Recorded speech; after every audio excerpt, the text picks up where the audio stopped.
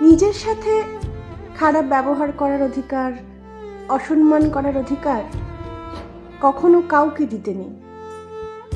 যতই ভালোবাসা থাকুক, দুর্বলতা থাকুক, তাকে ছাড়া একদমই চলবে না থাকুক, যেখানে তোমাকে বারবার মনে করানো হচ্ছে তুমি যথেষ্ট নও, সেখান থেকে উঠে আসার ক্ষমতা আয়ত্তে থাকা ভালো। অবহেলা, অযত্ন, মূল্যহীনতা থেকে পাওয়া হীনমন্যতা ছুঁড়ে ফেলতে জানতে হয়।